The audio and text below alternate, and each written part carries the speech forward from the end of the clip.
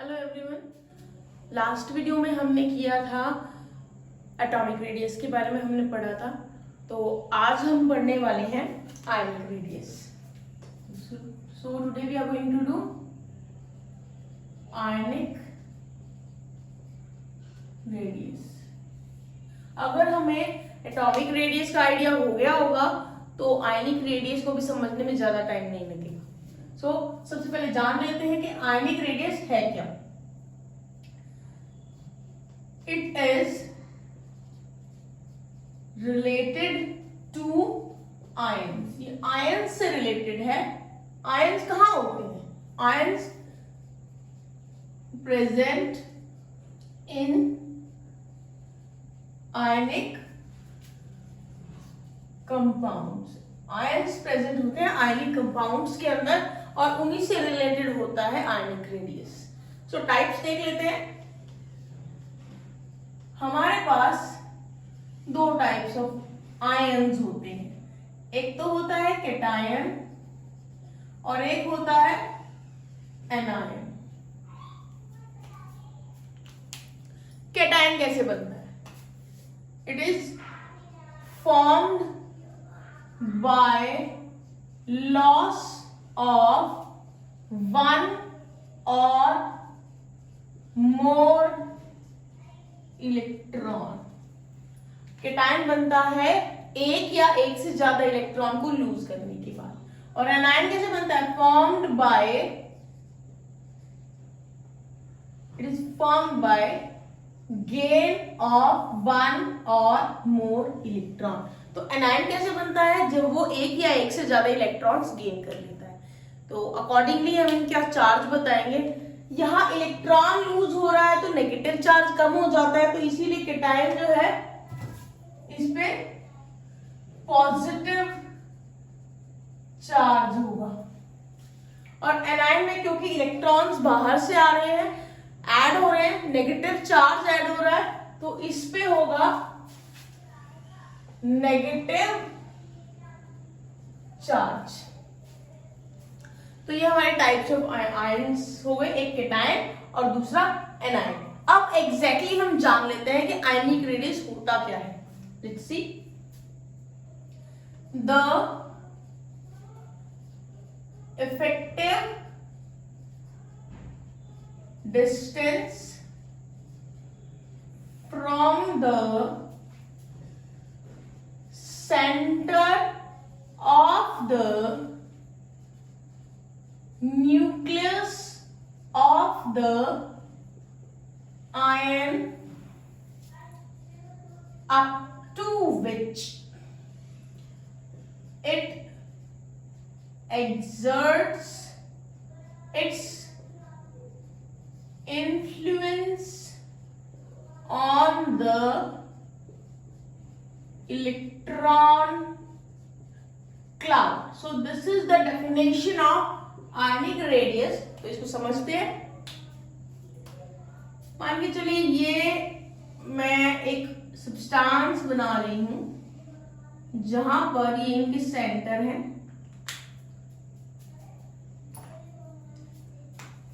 इसके सेंटर से एक लाइन पास करेंगे हम, ऐसे ही इसके सेंटर से एक लाइन पास करेंगे हम। यहाँ जो इनका पॉइंट ऑफ ज्वाइनिंग है, जहां पे एक दूसरे से जुड़ रहे हैं, यहां से भी हम एक लाइन पास कर देंगे। तो अब इसमें छोटे वाला कैटायन होता है, बड़े वाला एनायन होता है।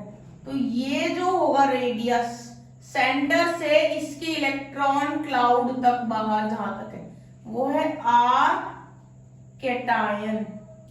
और ये जो रेडियस होगा सेंटर से बाहर जहां इसके क्लाउड इलेक्ट्रॉन क्लाउड है, वो होगा आर एनायन।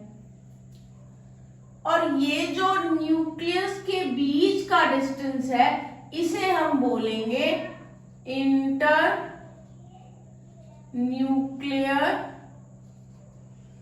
डिस्टेंस। तो अब समझते हैं क्या है ये ionic radius. The effective distance. Effective distance जो एक तरह से अप्रोक्सीमेट डिस्टेंस है from the centre of the nucleus, nucleus के सेंटर से, आयन के न्यूक्लियस के सेंटर से, up to which it exerts its influence on the electron cloud, वहां तक जहां तक ये न्यूक्लियस बाहर इलेक्ट्रॉन क्लाउड तक अपना इन्फ्लुएंस दिखा सकता है। तो मोस्ट प्रोबेबली जो मैंने ब्लू कलर से इसकी बाउंड्री ड्रॉ करी है, ये वो रीजन है जहां पे ये न्यूक्लियस अपना इन्फ्लुएंस शो करता है इलेक्ट्रॉन क्लाउड पे। तो accordingly this is the r cation, radius of cation, this is r anion, radius of anion, and this is the internuclear distance.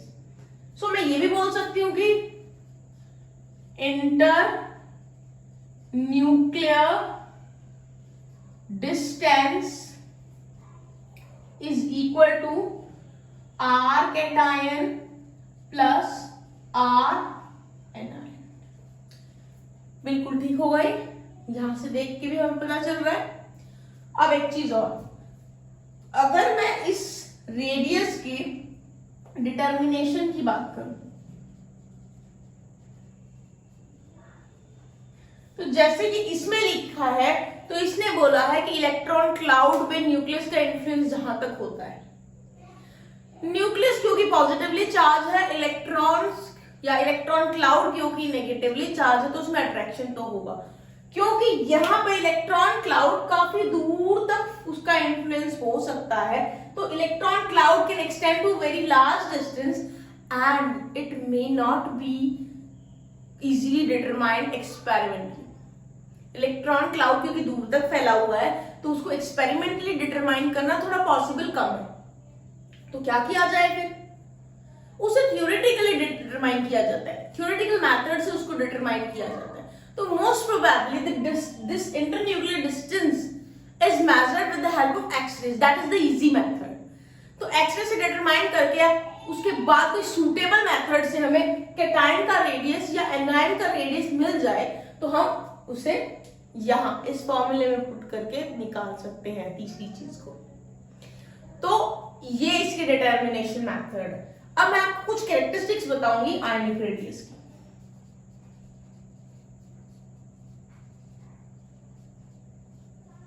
Characteristics of ionic radius. पहली characteristic है कि R cation is less than R anion. The radius of cation is mostly smaller than the radius of anion. क्यों? क्योंकि जो cation बनता है वो electron lose करने पे बनता है। अब इलेक्ट्रॉन ही तो लूज किए हैं उसने, न्यूक्लियस में प्रेजेंट जो पॉजिटिव चार्ज है वो तो लूज नहीं हुआ ना। तो पहले क्या होता है, जैसे मैं आपको एक एग्जांपल बताऊं, तो मान के चलिए हमारे पास ये एटम मैं बना रही हूं, इसमें इलेक्ट्रॉन्स की डिस्ट्रीब्यूशन दिखा रही हूं,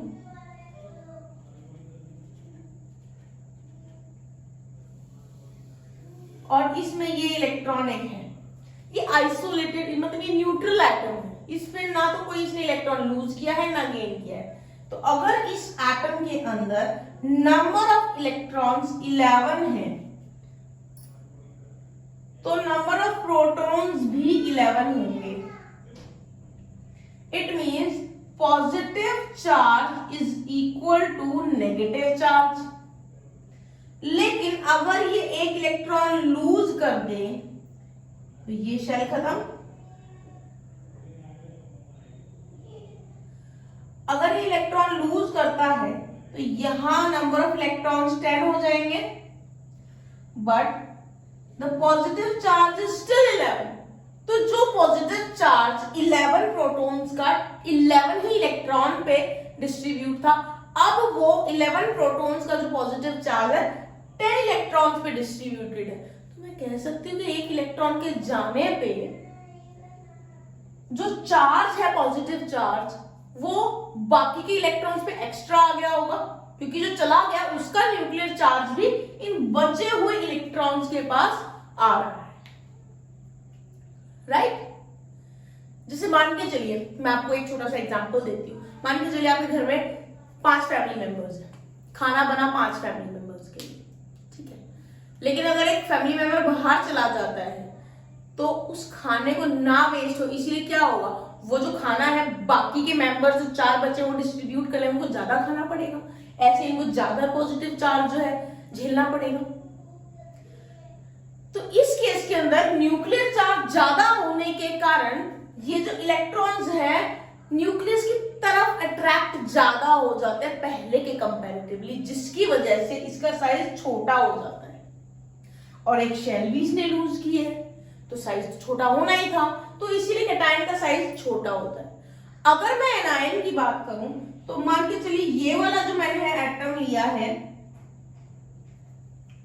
ठीक है, इसमें नंबर ऑफ, यहां पर नंबर ऑफ इलेक्ट्रॉन्स कितने हैं 9 और नंबर ऑफ प्रोटॉन्स भी कितने हैं 9 है, तो यहां पे पॉजिटिव चार्ज नेगेटिव चार्ज के इक्वल है।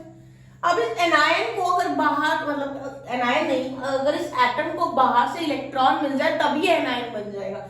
मान के चलिए इसे बाहर से एक इलेक्ट्रॉन मिल गया तो नंबर ऑफ इलेक्ट्रॉन्स हो गए 10, राइट। तो अब क्या होगा, जैसे घर में 5 लोगों का खाना बना था, अगर बाहर से एक बंदा आ जाए, गेस्ट आ जाए और खाना 5 ही लोगों का है, तो आप क्या करोगे, उस खाने को थोड़ा थोड़ा कम खाएंगे 5 मेंबर्स और 6 पर्सन को दे देंगे जो बाहर से आया है। तो इट मींस यहां पे भी ऐसा ही होगा, एक तरह से न्यूक्लियर चार्ज अब भी उतना ही है जितना पहले था, लेकिन मेंबर बढ़ गए हैं उसको खाने वाले, उसको झेलने वाले। तो क्या होगा, सबसे थोड़ा थोड़ा न्यूक्लियर चार्ज कम होगा, वो क्या होगा, डिस्ट्रीब्यूट हो जाएगा। जो पहले न्यूक्लियर चार्ज 9 इलेक्ट्रॉन्स को मिल रहा था वो 10 इलेक्ट्रॉन्स को मिल रहा है, तो वो पर इलेक्ट्रॉन पर न्यूक्लियर चार्ज डिक्रीज हो गया है, जिससे इन सभी इलेक्ट्रॉन्स पे न्यूक्लियर चार्ज कम हो गया, तो न्यूक्लियर अट्रैक्शन थोड़ी सी कम हो गई, जिसके कारण ये थोड़ा सा रिलैक्स हो गए, थोड़ा बाहर की तरफ ये फिर शेल चली जाएगी और इसका एनायन का साइज बढ़ जाएगा। इसीलिए कैटायन का साइज हमेशा छोटा होता है और एनायन का साइज हमेशा बड़ा होता है। एक चीज और, जो आर एनायन है is always greater than atomic radii of same atom. उसमें भी ये चीज आप अप्लाई कर सकते हो। तो जैसे कि मैंने ये आपके लिए बनाया था, ये था,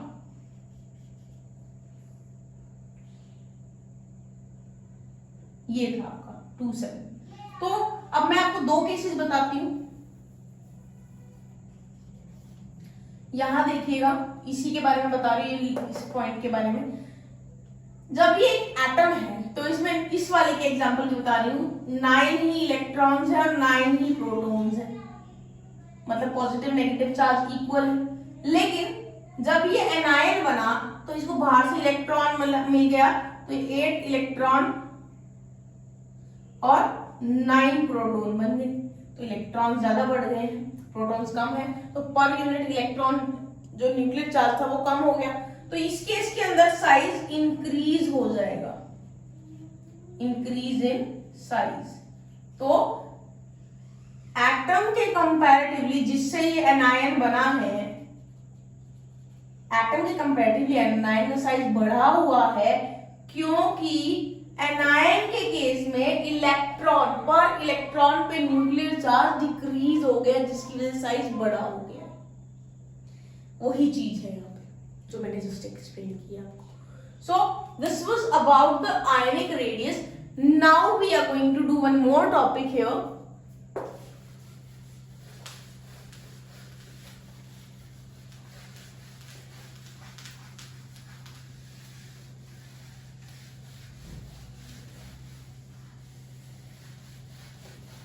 Now we are going to do a different topic, that is isoelectronic species. Isoelectronic species। तो हम isoelectronic species कर रहे हैं यहाँ। क्या होते हैं isoelectronic species? देखिए क्या होते हैं, ये डेफिनेशन पढ़ते हैं पहले। The species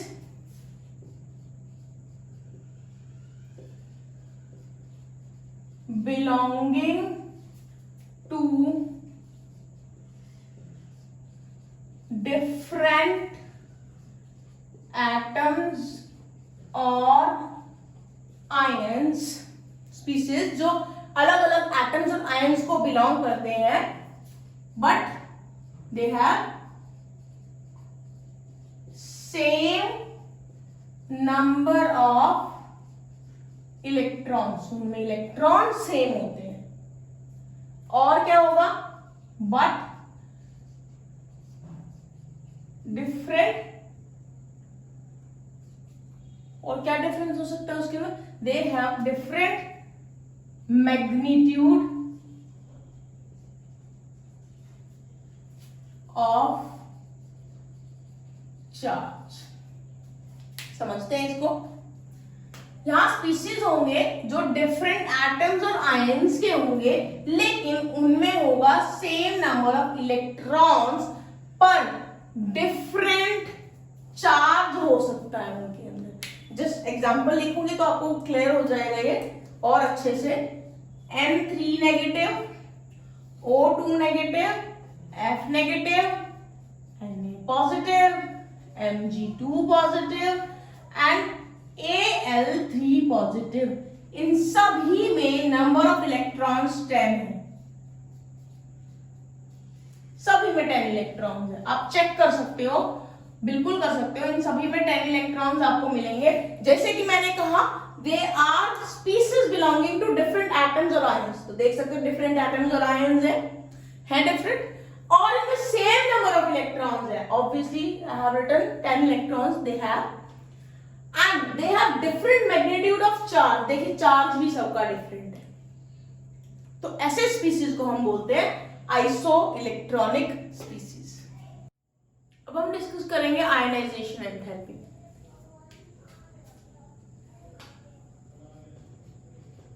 ionization enthalpy.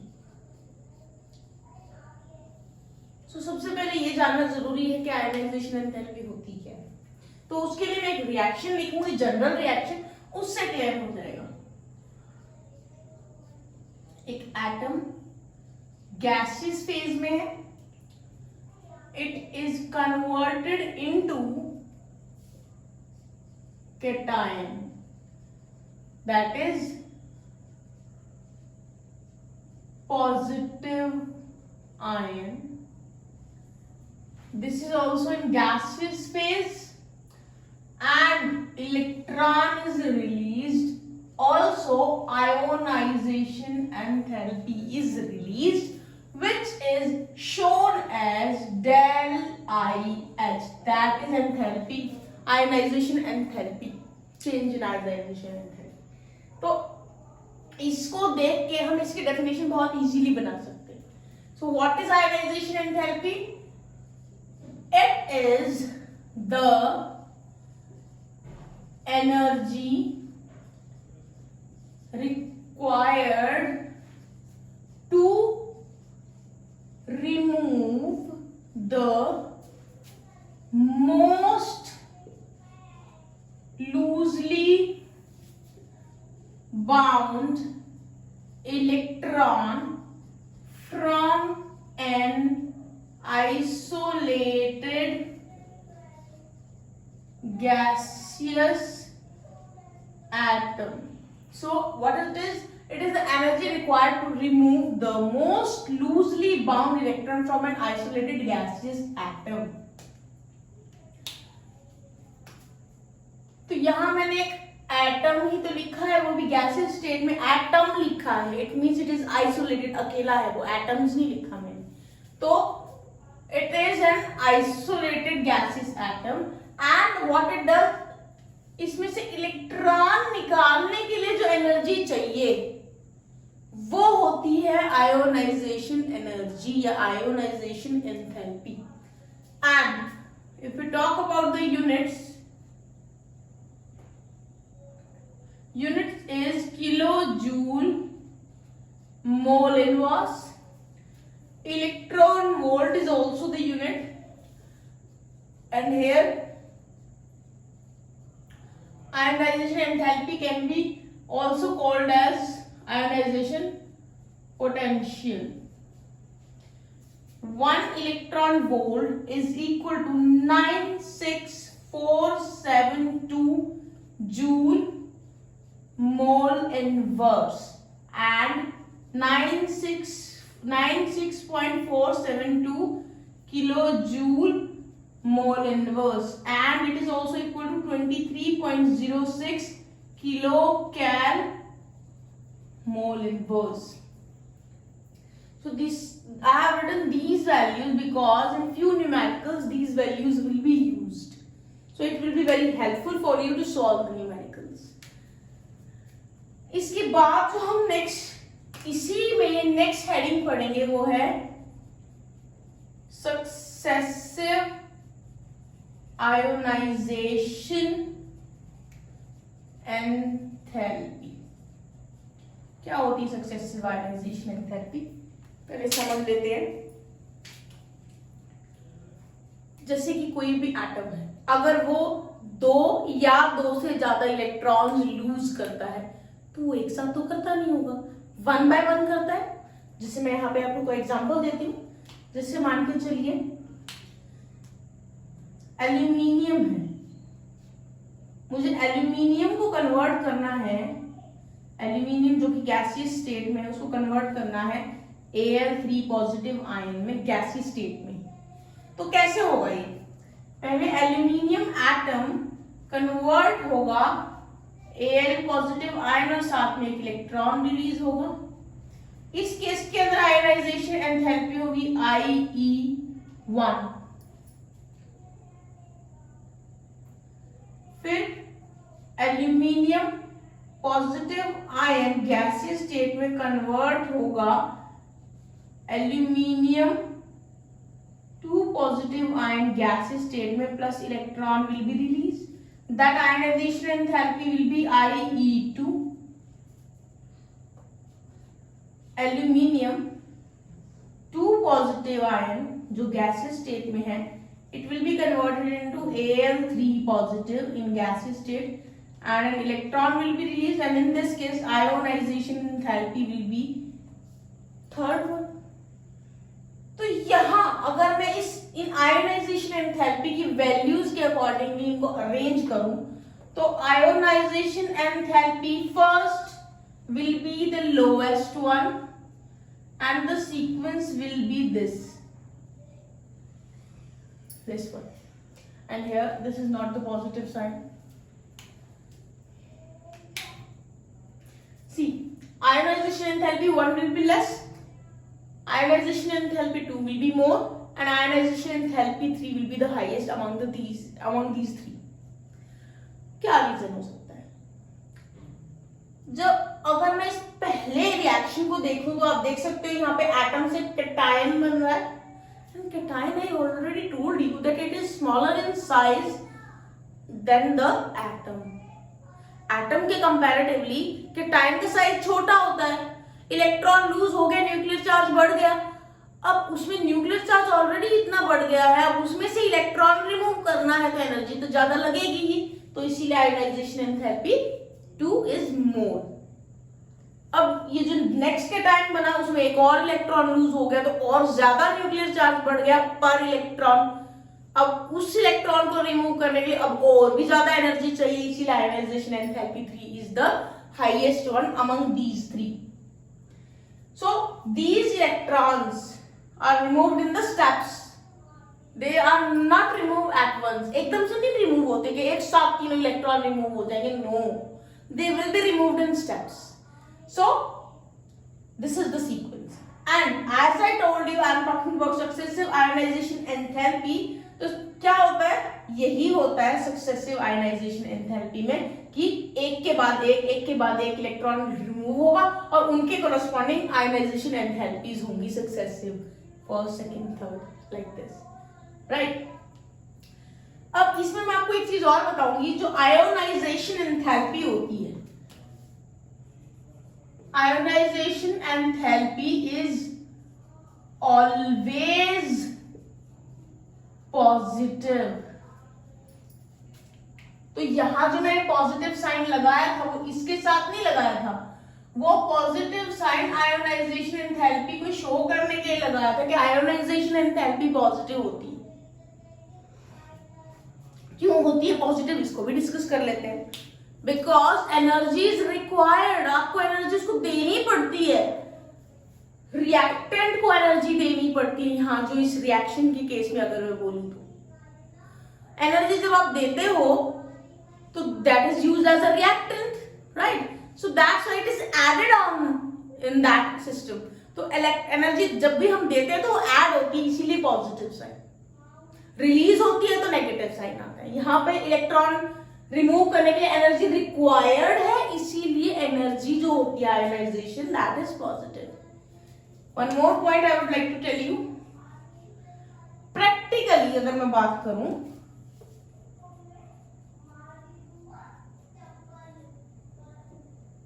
practically more than 3 electrons cannot be removed from an atom। किसी भी एटम से 3 से ज्यादा इलेक्ट्रॉन रिमूव नहीं होंगे। ये प्रैक्टिकली ये चीज प्रूव हुई है। क्या रीजन है? क्योंकि जो इलेक्ट्रॉन रिमूव करने पे जो आयोनाइजेशन एंथैल्पी रिक्वायर्ड है वो बढ़ती चली जाती है, तो थर्ड तक ही आते आते वो हाई हो जाती है इतनी कि जब आप फोर्थ इलेक्ट्रॉन रिमूव करने लगोगे तो वो रिमूव ही नहीं होगा। You can't supply that much energy. फिर क्या होगा उस केस के अंदर? जैसे मैं कार्बन के केस में बताऊं तो कार्बन के केस में कार्बन को nearest noble gas configuration acquire करने के लिए 4 इलेक्ट्रॉन्स रिमूव कर दो, एक्वायर हो जाएगी। और 4 इलेक्ट्रॉन रिमूव करना इजी टास्क थोड़ी है। As I told you, practically 3 से ज्यादा इलेक्ट्रॉन रिमूव ही नहीं हो सकते। तो कार्बन इलेक्ट्रॉन लूज ही नहीं करता है। कार्बन क्या करता है? कार्बन शेयर करता है इलेक्ट्रॉन्स, कोवेलेंट बॉन्ड्स बनाता है। So this is a beautiful example to prove this. यहां ये चीजें पढ़ने के बाद अब हम जो पढ़ने वाले हैं वो है फैक्टर्स ऑफ आयोनाइजेशन एंथैल्पी। अब हम वो फैक्टर्स पढ़ेंगे, वो पॉइंट्स पढ़ेंगे जिसपे आयोनाइजेशन एंथैल्पी एक्चुअली डिपेंड करती है। So we have lots of factor, but we are going to discuss a few here which influence the ionisation enthalpy. तो उनमें से एक फैक्टर जो हम पढ़ेंगे, सबसे पहला फैक्टर है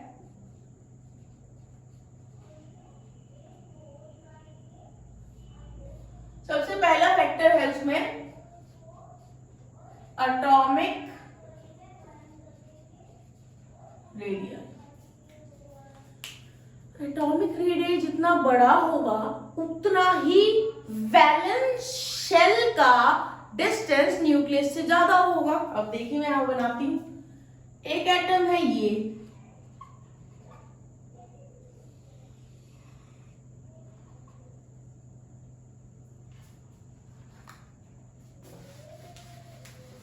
देखिए एक एटम है ये, दूसरा एटम है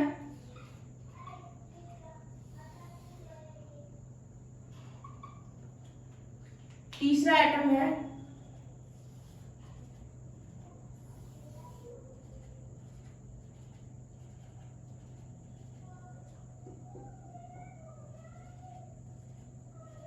ये वाला।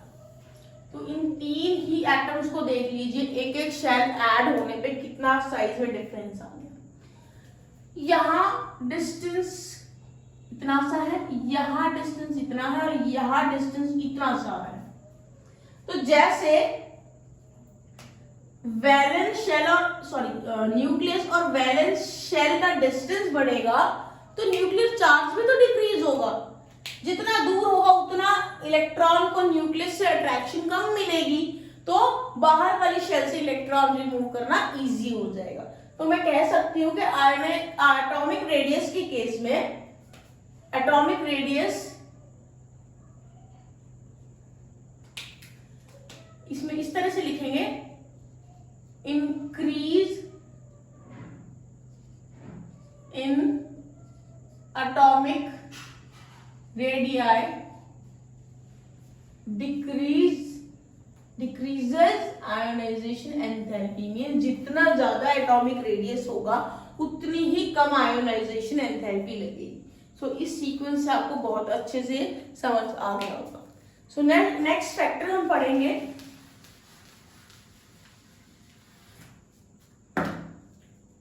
नेक्स्ट फैक्टर जो हमें पढ़ना है वो न्यूक्लियर चार्ज। क्या होता है nuclear charge? Nuclear charge is the attraction of electrons towards nucleus. वो कुछ इसके जैसा ही है, साइज बढ़ेगा तो न्यूक्लियर चार्ज घटेगा, साइज छोटा होगा तो न्यूक्लियर चार्ज बढ़ेगा। सो अगर मैं इसको इसके अकॉर्डिंगली बताऊं तो मैं कह सकती हूं more is the nuclear charge, more will be the ionization enthalpy required। जितना ज्यादा न्यूक्लियर चार्ज होगा, मतलब जितना ज्यादा अट्रैक्शन होगा इलेक्ट्रॉन का न्यूक्लियस के टुवर्ड्स, उतनी ही ज्यादा आपको एनर्जी लगानी पड़ेगी उस इलेक्ट्रॉन को रिमूव करने के लिए। थर्ड है पॉइंट स्क्रीनिंग और shielding effect of inner shells. Screening और shielding effect of inner shells, इसके बारे में हम बात करेंगे। इसके बारे में डिस्कस करने से पहले इसके बारे में थोड़ा समझ लेते हैं। क्या होता है ना, जब एक if I talk about a multi electron system, so in a multi electron system valence shell experiences two types of forces। सो जो एक मल्टी इलेक्ट्रॉन सिस्टम है उसमें वैलेंस शेल को दो तरह के फोर्सेस दिखते हैं, मतलब उस पर एक्ट करते हैं। पहला है attraction towards the nucleus of same atom। दूसरा रिपल्शन। रिपल्शन कहां से मिलेगी? Repulsion will be from electrons in inner shell. अब मैं आपको एक्सप्लेन करती हूं। जब एक एटम होता है, ये मैं बना रही हूं,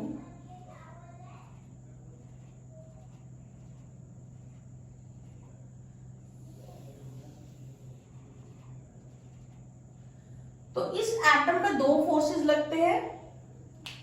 एक फोर्स वो है जिसमें इसी एटम का न्यूक्लियस वैलेंस इलेक्ट्रॉन्स को अपनी तरफ अट्रैक्ट करता है, that is the attractive forces. Repulsive forces क्या है?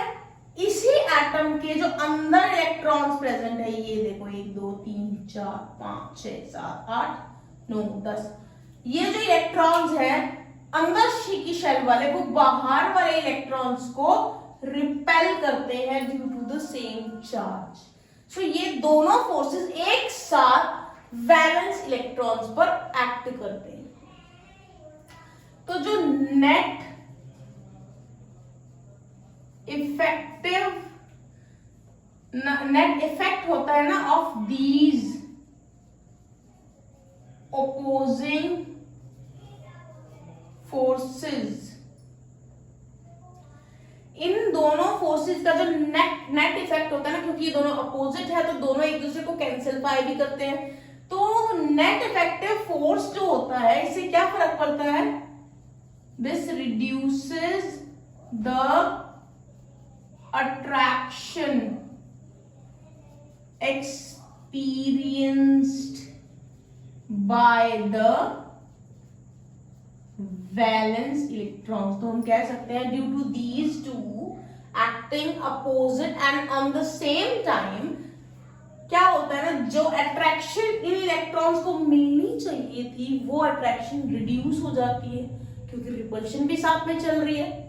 तो इसको बोलते हैं स्क्रीनिंग इफेक्ट, जिसमें अंदर वाली शेल के इलेक्ट्रॉन्स बाहर वाली शेल के इलेक्ट्रॉन्स तक न्यूक्लियर चार्ज नहीं जाने देते हैं, इफेक्टिव नहीं जाने देते हैं, रिड्यूस कर देते हैं न्यूक्लियर चार्ज को। और न्यूक्लियर चार्ज के रिड्यूस होने से अट्रैक्शन रिड्यूस हो जाती है इलेक्ट्रॉन की न्यूक्लियस की तरफ। So this is the screening effect. So हम कह सकते हैं कि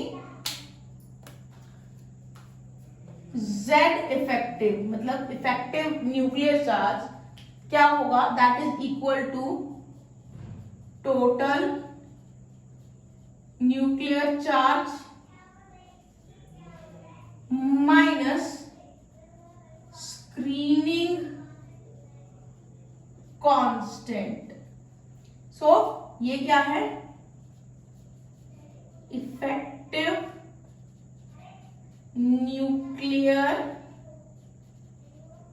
charge. So this is equal to Z minus sigma. Here Z is the effect total nuclear charge and screening constant is sigma.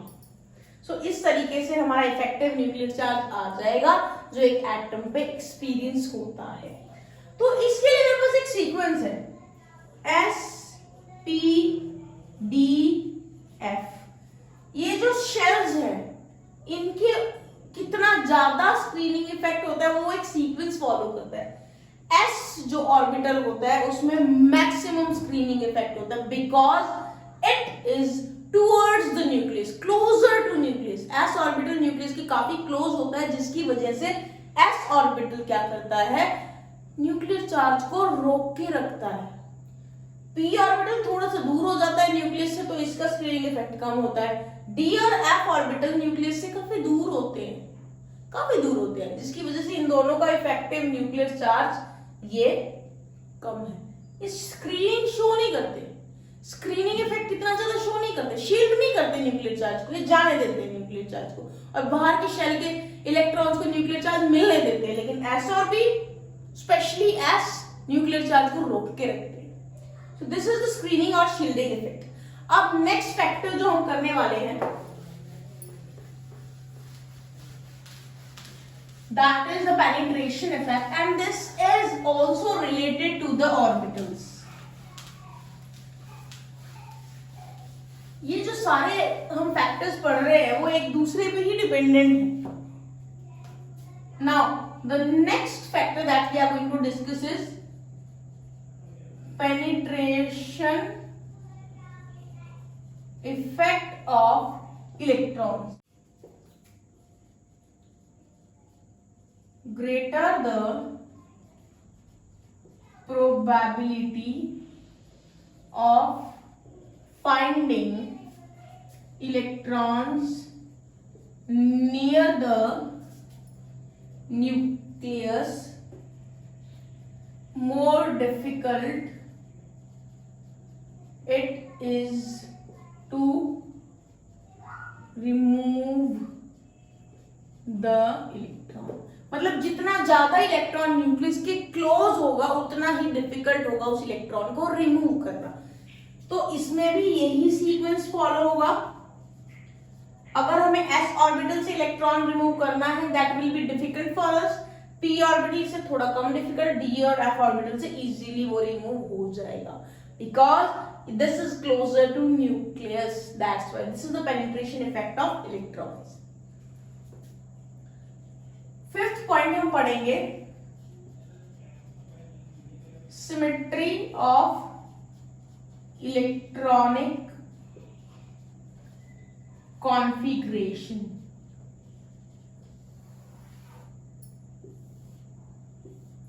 Symmetry of electronic configuration. Structure of atom में मैंने आपको बताया था कि सिमेट्री के लिए इलेक्ट्रॉन्स को हम ऑर्बिटल में फिल करते हैं, पिछले इलेक्ट्रॉन में फिल नहीं करते थे। आपको कॉपर की सिमेट्री बताई थी मैंने, क्रोमियम की बताई थी। तो अगर हम सिमेट्रिकल ऑर्बिटल्स, जिसको हम बोलते हैं हाफ फिल्ड या फुली फिल्ड ऑर्बिटल्स में से इलेक्ट्रॉन हम रिमूव करेंगे तो हमें एनर्जी ज्यादा देनी पड़ेगी, क्योंकि हम उसकी स्टेबिलिटी डिस्टर्ब कर रहे हैं। अगर हम एटम की स्टेबिलिटी डिस्टर्ब करते हैं तो हमें एनर्जी ज्यादा देनी पड़ेगी इलेक्ट्रॉन को वहां से रिमूव करने के लिए। और स्टेबिलिटी किस में होती है, हाफ फिल्ड ऑर्बिटल्स या फुली फिल्ड ऑर्बिटल्स। तो नोबल गैसेस जो होती हैं उनके फुली फिल्ड ऑर्बिटल्स होते हैं। अगर आप नोबल गैसेस से इलेक्ट्रॉन रिमूव करने लगोगे, you have to provide much higher energy to remove those electrons. ऐसे ही कुछ ऐसे भी एलिमेंट्स होते हैं जिनके हाफ फिल्ड ऑर्बिटल्स होते हैं, जैसे नाइट्रोजन का p ऑर्बिटल हाफ फिल्ड होता है। उसमें से इलेक्ट्रॉन रिमूव करोगे तो आपको क्या करना पड़ेगा, उसकी सिमेट्री डिस्टर्ब करनी पड़ेगी and you have to give much higher energy to remove those electrons. तो ये जो पॉइंट्स हैं वो सिमेट्री ऑफ इलेक्ट्रॉनिक कॉन्फिगरेशन में आ जाते हैं, जिसमें हम हाफ फिल्ड और फुली फिल्ड ऑर्बिटल से इलेक्ट्रॉन जब रिमूव करेंगे we have to give more energy. So these were the factors on which ionization enthalpy depends upon.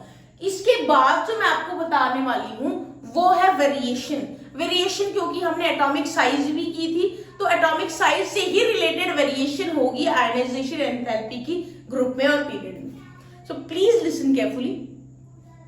जब हम डाउन द ग्रुप जाते हैं एटम का साइज बढ़ जाता है, और मैंने बताया था एटॉमिक रेडियस उससे कैसे आयनाइजेशन एंथैल्पी उस पर डिपेंड करती है। जिससे एटम का रेडियस बढ़ता है वैसे ही न्यूक्लियस से दूर हो जाता है इलेक्ट्रॉन, तो डाउन द ग्रुप इलेक्ट्रॉन को रिमूव करना इजी हो जाता है।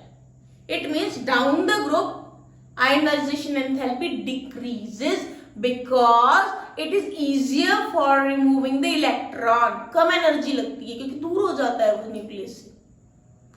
अब मैं अलोंग अ पीरियड बात करूं तो अलोंग अ पीरियड साइज छोटा होता चला जाता है। साइज छोटा होने से एनर्जी ज्यादा लगती है इलेक्ट्रॉन को रिमूव करने में। So these were the sequences which are followed in case of ionization enthalpy down the group and along the period. So down the group ionization enthalpy decreases and along a period ionization enthalpy increases. So and that is related to the atomic size of the